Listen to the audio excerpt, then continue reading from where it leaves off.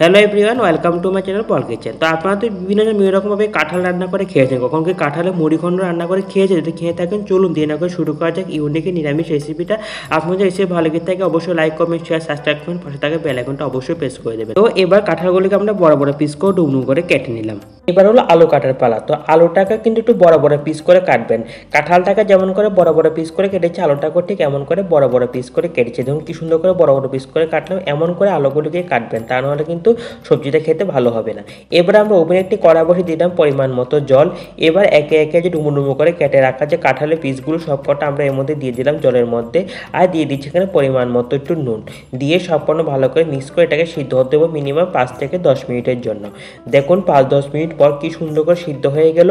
এবার এগুলো ঠিকঠাক সিদ্ধ হয়েছে কি না আমরা একটা চামচ দিয়ে প্রেস করে দেখবো। দেখুন একটা কাঁঠালের পিসকে আমরা তুলে দেখাচ্ছি ঠিকঠাক সিদ্ধ হয়েছে কিনা দেখতে পাচ্ছি। যখন হাত দিয়ে প্রেস করছি দেখতে পাচ্ছেন কি সুন্দর সিদ্ধ হয়ে গেছে। এর থেকে বেশি সিদ্ধ করবেন না, এর থেকে যদি বেশি সিদ্ধ করেন তাহলে কি একটু ভর্তা হয়ে যাবে, ঠিক করে আপনারা রান্নাটা করতে পারবেন না। এমন টাইপে সিদ্ধ হলে হবে। এবার নামিয়ে নিলাম এগুলিকে। ওভেনে একটি কড়া বসে দিয়ে দিলাম পরিমাণ মতো তেল। তেলটা গরম হয়ে গেল। এবার একে একে আমরা সিদ্ধ করে রাখা যে কাঁঠালের পিসগুলো এর মধ্যে দিয়ে দিলাম। এবার দিয়ে দিচ্ছি এখানে পরিমাণ মতো 1 টিস্পুন নুন আর 1 টিস্পুন হলুদ গুঁড়ো দিয়ে সবকটা ভালো করে মিক্স করে হালকা লালচে করে ভেজে নেব। কাঁঠালগুলোকে যদি আমরা সিদ্ধ করে না ভাজেন তাহলে কি হবে, কাঁঠাল একটা কাঁচা কোনো থেকে যায়, খেতেও ভালো লাগবে না, টেস্টিও হবে না। কি সুন্দর করে লালচে রঙে ভাজা হয়ে গেছে। ভেজে রাখা কাঁঠালগুলোকে এবার আমরা নামিয়ে নিচ্ছি। ওভেনে একটি কড়া বসিয়ে দিলাম পরিমাণ মতো তেল। তেলটা গরম হয়ে গেল। এবার সিদ্ধ করে রাখা আলুগুলিকে নুন হলুদ দিয়ে মেখে নিয়ে তারপর আমরা তেলের মধ্যে দিলাম। এবার আলুগুলিকে একটু হালকা লালচে করে ভেজে নেব। দেখতে পাচ্ছেন আলুগুলো কি সুন্দর লালচে রঙে ভাজা হয়েছে।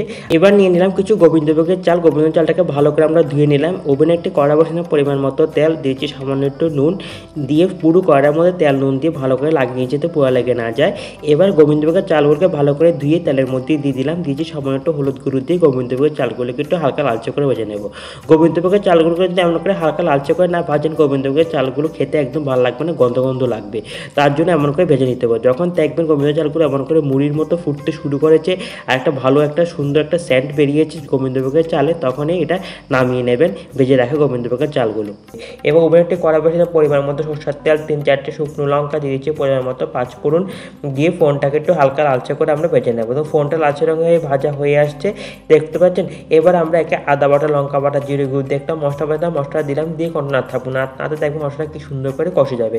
দেখতে পাচ্ছেন মশলা কি সুন্দর করে কষে গেছে। এবার আমি দিয়ে দিলাম কিছু ভেজে রাখা গোবিন্দভোগের চালগুলো। ভেজে রাখা গোবিন্দভোগের চালগুলো দিয়ে মশলার সঙ্গে ভালো করে আমরা কষিয়ে দিতে হবে। গোবিন্দভোগের চালগুলো দিয়ে মশলার সঙ্গে আমাকে ভালো করে না কষান না, গোবিন্দভোগের চালগুলো খেতে একদম ভালো লাগবে না।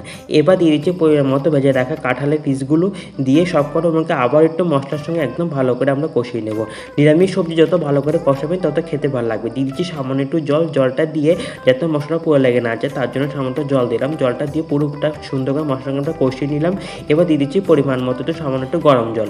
গরম জলটা দিয়ে সবকটা উপকরণকে একটু ভালো করে আমি মিক্স করে নিলাম। আর এটাকে হয়তো মিনিমাম 4-5 মিনিটের জন্য। 4-5 মিনিটের মধ্যে যে চালটা দিয়েছি চালটা ভালো করে সিদ্ধ হয়ে যাবে। দেখুন 4-5 মিনিট পর চালটা ঠিকঠাক করে সিদ্ধ হয়েছে কিনা আমি দেখছি। দেখতে পাচ্ছেন কতটা জল দিয়েছিলাম, কতটা জল কমে গেছে। দেখতে পাচ্ছেন কি সুন্দর করে সিদ্ধ হয়ে গেছে চালটা। এবার আমরা এর মধ্যে দিয়েছি ভেজে রাখা আলুগুলো। ভেজে রাখা আলুগুলোকে দিয়ে মশলার সঙ্গে একদম ভালো করে সবকটা এবং আবার একটু ভালো করে আমরা মিক্স করে কষিয়ে নেব। এবং কি সুন্দর করে সবকটা ভালো করে কষে গেছে। এবার আমরা গ্রেভির তৈরি করে দিয়েছি পরিমাণ মতো গরম জল। গরম জলটা দিয়ে সবকটা ভালো করে মিক্স করে নিলাম। এটা হতে মিনিমাম 4-5 মিনিটের জন্য। দেখুন 4-5 মিনিট পর সবজিটা মোটামুটি হয়ে এসেছে। দিয়ে দিচ্ছি পরিমাণ মতো গরম মশলা বাটা। গরম মশলা দিয়ে সবগুলো ভালো করে মিক্স করে নিলাম। দেখুন তৈরি করা গেল গরমা গরম রেসিপিটা। এবার আমরা সবজিটাকে নামিয়ে নেব। তো তৈরি করা গেল গরমা গরম রেসিপিটা। এই রেসিপিটা গরম গরম ভাতের সঙ্গে নিরামিষ দিনে পরিবেশন করা নিরামিষ দিনটাই পুরো জমে যাবে। তো আপনারা কিন্তু অবশ্যই রেসিপিটা বাইরে ট্রাই করবেন। কেমন হয়েছে আমাকে অবশ্যই কমেন্ট বক্সে লিখে জানাবেন।